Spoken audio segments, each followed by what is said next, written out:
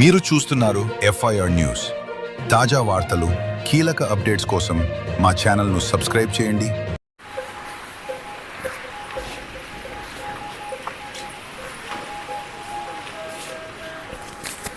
పర్లేదు. ఎందుకు అంత పెద్ద గలాటా చేసుకునేది? ఎందుకు వాళ్ళే కదా మన ముందు పోయినాం, వాళ్ళే మన దగ్గరికి వచ్చాం, దగ్గరికి వచ్చాం. వాళ్ళకి మాకు 1 కిలోమీటర్ లాంగ్ చెట్టుకి మా ముందు అక్కడి నుంచి కావాల్సిన వాళ్ళు వచ్చాం. పెద్దానికి ఏమైనా ఒక మాట చెప్పింటే కూడా పోయి వద్దని చెప్తుండే. చెప్పినాం, పెద్ద గలాట పోవద్దని చెప్పాను. మేడం తీసుకొని పరిష్కారం చేసుకొని చెప్పాను. మేడం కూడా ఇన్ఫర్మేషన్ ఇచ్చింది. ఎమ్మెల్యేకి 10 సార్లు ఫోన్ చేశాను. షణ్ముఖ చెప్తా నుంచి నిన్న అయినా ఫోన్ తెచ్చలేదు. ఎమ్మెల్యే గారు ఎత్తలేదా ఫోన్? మొన్న ఎత్తిండే, మొన్న ఎత్తి పిఏతో మాట్లాడి అవును ఆ పిఏ ఏం చేసినాడు, ఊరంతా నేనుగా ఊర్లో వదిలేండ్రు 2 రోజులు వదిలి మా గేరుకు నీళ్ళు వదిలేదు. 400 ఇళ్ళు ఉన్నాయి, ఆ గేరుకు నీళ్ళు వదిలేదు. ఆ కొళాయిలు పెరిగితేనే నీళ్ళు వదులుతామని చెప్పి ఆయన ఇంకా మాదే ఇది కావాలని ఉందేమో నాగిరెడ్డి వాళ్ళకి. అయినా ఇప్పుడు ఆయన సర్పంచ్ పదవి అయిపోయింది. స్పెషల్ ఆఫీసర్ మాట వినడం లేదు, పంచాయత్ సెక్రటరీ మాట వినడం లేదు, ఎస్ఐ మాట కూడా వినడం లేదు. అవునవును. సర్పంచ్ పదవి అయిపోయిన తర్వాత షణ్ముఖ కొలా వేసుకున్నాడు. ఎట్లా వేసుకుంటే నువ్వు నన్ను అడిగేసుకున్నాను ఊళ్ళో నన్ను మాట్లాడాడు. అట్లా కరెక్టే, మీరు చేసింది కరెక్టేలే. కానీ మనకెవరు లేరు కదా, మన పెద్ద ఆయన అడ్డం లేదు, మన గవర్నమెంట్లో మన అడ్డం లేదు. పెద్ద ఆయన ఏం గొడవలు పోద్దానని చెప్తాడు, ఎవరికి కొట్లాడమని చెప్పలే. పోలేదు. అయినా ఇప్పుడు దెబ్బలు తిరిగింది మనం కదా, మనం కొట్లాడటానికి కాదు. కానీ జాగ్రత్త వ్యవహరించాలి. ఎందుకంటే మనిషి మీద ఏటు పడినాక రాదు కదా. ఇప్పుడు ఎంత మనిషి డ్యామేజ్, షణ్ముఖకి ఎంత డ్యామేజ్. మనం నాయకులు కదా, ఊరికి మనకే దెబ్బ పడితే మనం ఏం 10 మందికి న్యాయం చేస్తాం. అదే వచ్చినారు, మరి కొట్లాటకు వచ్చినారు. జాగ్రత్త నిదానంగా ఉండాలి. మరి ఇప్పుడు ఏ పార్టీ అంటారని మన ఆధిపత్యం చెలాయించాలి. అవును, ఏమి చేసినా వాళ్ళ ఊళ్ళో అడిగించారు. మనకు ప్రభుత్వం వచ్చలేదప్ప తండ్రి, మన గవర్నమెంట్ లేదు ఈడ ఆదంలో. నువ్వు మనం ఏమంటే చేసేకపోతే మనకి మనోళ్ళే మనకి ఇది. ఇప్పుడు ప్రతిపక్షం మనకి వాళ్ళే తయారైనారు. అట్లా మనకేం గవర్నమెంట్ లేదు ఆదంలో. మనం మా సామాన్య మనుషులే. ఇప్పుడు బీజేపీ అన్నట్లు అయిపోయింది అంత. బీజేపీ అన్నా కానీ మనం ఇప్పుడు మన నాయకుడినే పట్టించుకోలేకుంటే మన నాయకుడు ఆటి నుంచి పట్టించుకుంటాడు.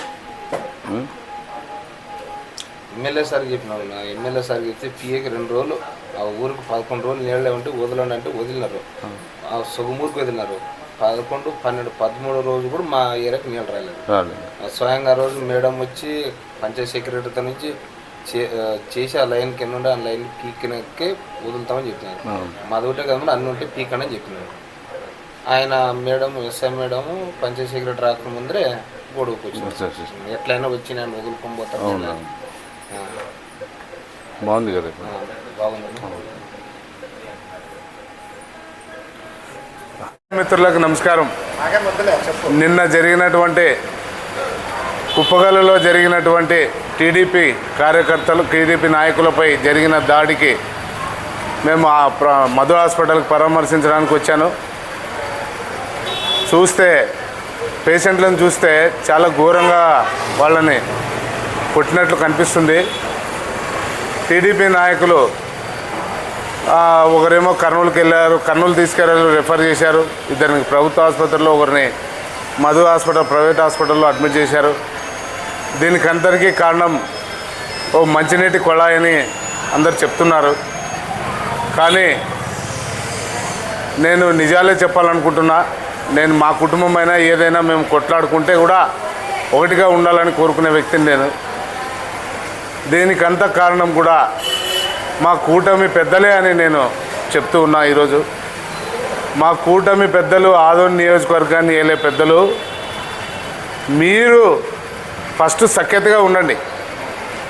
మీరు ఫస్ట్ ఒకటిగా ఉండి మా గ్రామాల్లోనూ ఒకటిగా ఉండేటట్లు చేయండి. 3 పార్టీలు 3 లోకాలు వెళ్తున్న ఆదోనిలో అసలు ఆదోనిలో కూటమి పాలన ఉందా? ఫస్ట్ ప్రశ్న వేస్తున్నా మా పెద్దలకి. ఈరోజు వాళ్ళకి, రేపు మాకి, ఇంకోరికి మర్నాడు. కూటమిలో 3 పార్టీలు ఉన్నాయి. 3 పార్టీల్లో ఎవరికి నష్టం జరిగినా మాకే, మీకేం కాదు. కానీ నిన్న మీరు హాస్పిటల్కి వచ్చి పరామర్శించి ఏం చెప్పినారు? మీరు ఒక్కటిగా ఉండండి, గ్రామాల్లో మీరు ఎవరు కొట్లాడుకోవద్దండి అని మా అన్న ఉమాపతి నాయుడు అన్న చెప్పినాడు, ఎమ్మెల్యే సార్ చెప్పినాడు, ఇద్దరు మనుషులు చెప్పినారు. సంతోషం అన్న, మీరు చెప్పినట్లే వింటాం. మరి మీరు చేసేదేమి? మీరు సరిగా ఉంటేనే కదా గ్రామాల్లో నాయకులంతా సరిగా ఉండేది, కలిసిమెలిసి ఉండేది. కూటమి అనేది మీకుందా? మీరు కూటమిలో ఉన్నప్పుడు పెద్ద ఆయన ఉన్నాడు, ఈరోజు రేపు ఇన్ఛార్జ్ ఉన్నాడు, టీడీపీ మీనాక్షి నాయుడు ఇన్ఛార్జ్ ఉన్నారు, తర్వాత ఎమ్మెల్యే గారు ఉన్నారు, మన జనసేన ఇన్ఛార్జ్ మల్లప్ప గారు ఉన్నారు. 3 వ్యక్తులు 3 పార్టీల నుంచి ఉన్నారు.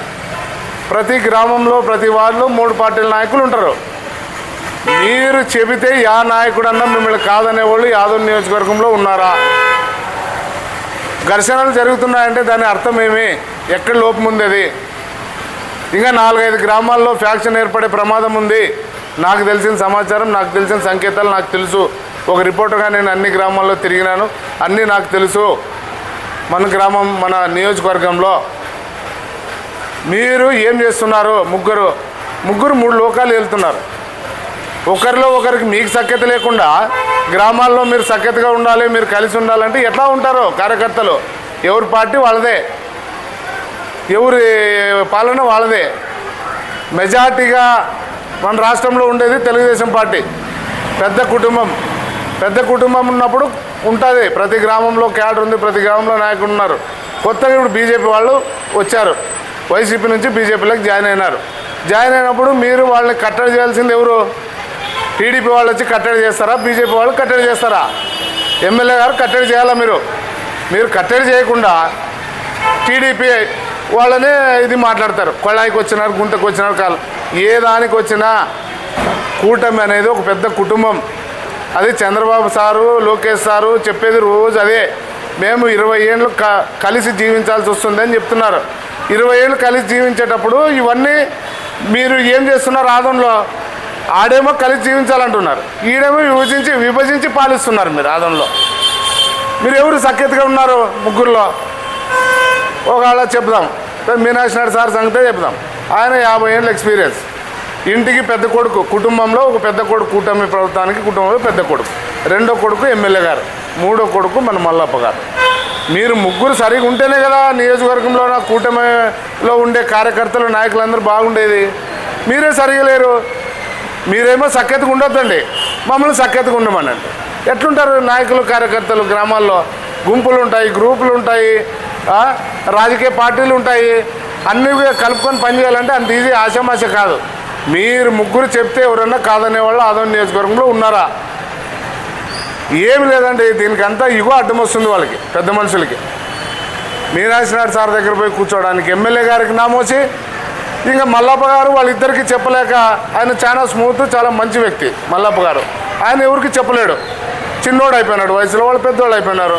ఇప్పుడు అట్లా జరిగినప్పుడు ఎవరు చెప్పాలా? మీకే పెద్ద ఆయన దగ్గర పోయాకి మీకు నామోసి. ఆయన నేను 50 ఏళ్ళ ఎక్స్పీరియన్స్, నేను ఎట్లా వెళ్ళాలి అని ఆయన అంటాడు. నేను ఎమ్మెల్యే, ఆదోని నియోజకవర్గ ఎమ్మెల్యే, నేను ఎట్లా పోవాలని మీరు అంటారు. మరి మీరే అట్లుంటే గ్రామాల్లో ఎట్లుంటుంది? అభివృద్ధి ఎక్కడి నుంచి జరుగుతుంది? ఆదోని నియోజకవర్గంలో అభివృద్ధి ఎక్కడి నుంచి జరుగుతుంది? మీరు సరిగా ఉండండి. ఫస్ట్ మీరు 3 కలిసి మమ్మల్ని అందరినీ లైన్లోకి తీసుకురండి. మేము ఎవరి దగ్గర పోవాలి పనికి? ఇప్పుడు ఇంకో మాట అన్నారు నిన్న కూటమి నాయకులు, అధికారులు మాట వినడం లేదు అని.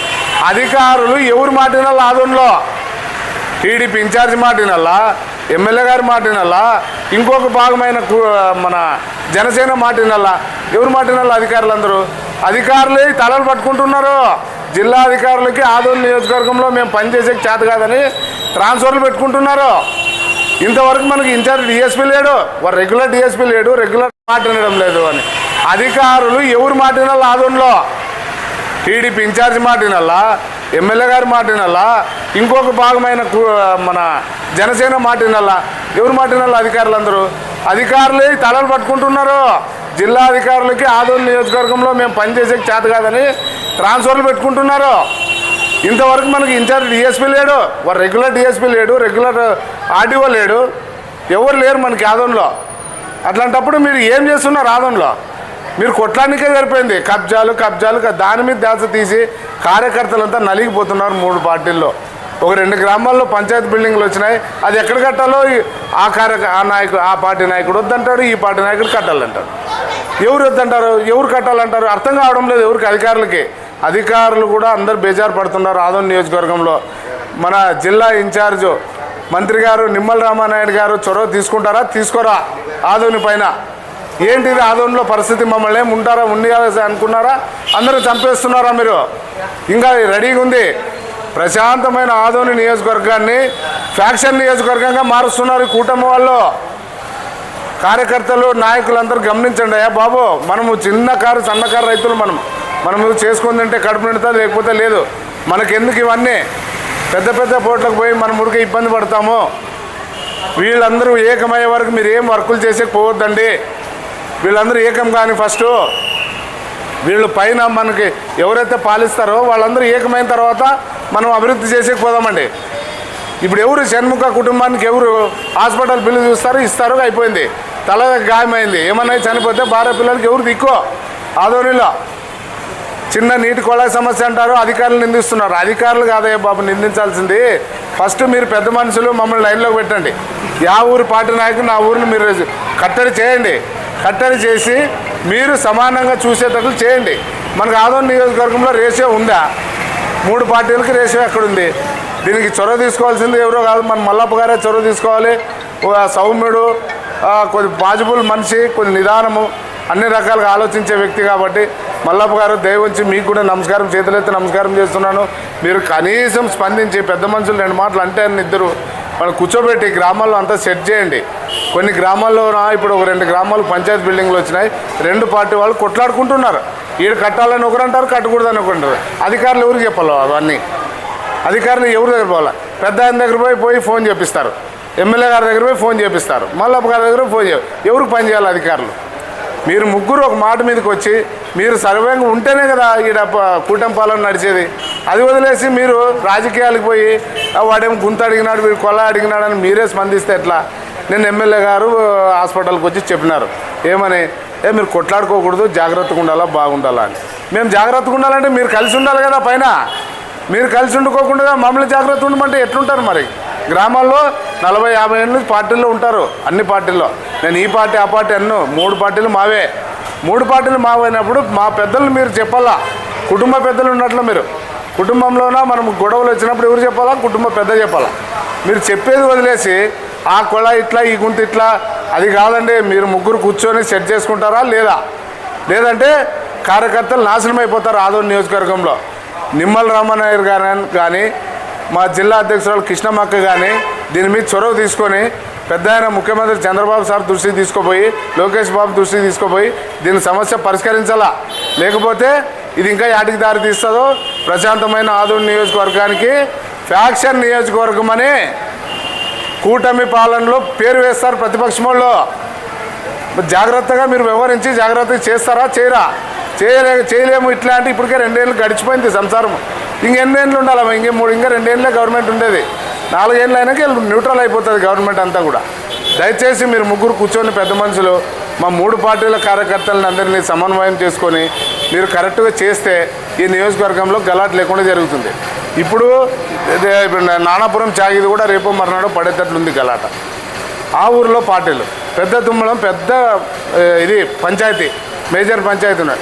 ఆ పంచాయతీలోనే లారీకున్న లీడర్లు ఎవరు చెప్పాలి? వాళ్ళందరికీ గలాట జరిగితే ఎవరు దానికి రెస్పాన్సిబుల్? మీరు వచ్చి పరామర్శించినంత మాత్రాన్ని సమస్య పరిష్కారం కాదు. మీరు దయ ఉంచి పెద్ద మనుషులు ముగ్గురు కూడా దీన్ని సెటరేట్ చేసి యా గ్రామం ఏం కథ మీ ముగ్గురు దృష్టికి తీసుకొచ్చి మీరు వస్తేనే అధికారులకు మీ నుంచి వస్తేనే అధికారులు పనిచేసేటట్లు మీరు చర్యలు తీసుకోవాలని చెప్పి కోరుకుంటున్నాను. మగ్దుమ్ బాషా నా పేరు, మధుర సొసైటీ డైరెక్టర్ని. తెలుగుదేశం కార్యకర్తలకు నమస్కారం చేసి చెప్తున్నాను. మన ఆదోని నియోజకవర్గంలో మనకి ప్రభుత్వం రాలేదు. మనం కూటమి ప్రభుత్వంలో మనం లేము. దయచేసి మొక్కి చెప్తాను, మనకు గవర్నమెంట్ రాలేదు. మనం ఏం అభివృద్ధి చేసేకి ముందుకు పోవద్దండి. ముందుకు పోతే దాడులు చేస్తే మనం కాపాడే వాళ్ళు ఎవరు లేరు. మన పెద్దలు ఏం చేస్తారు? హాస్పిటల్లో పరామర్శిస్తారు, ఇంటికి పోతారని మా నాన్న ఉమాపతి నాయుడు గారే చెప్పినారు నిన్న. ఆయన చెప్పింది 100కి 100 పాళ్ళు నిజమో.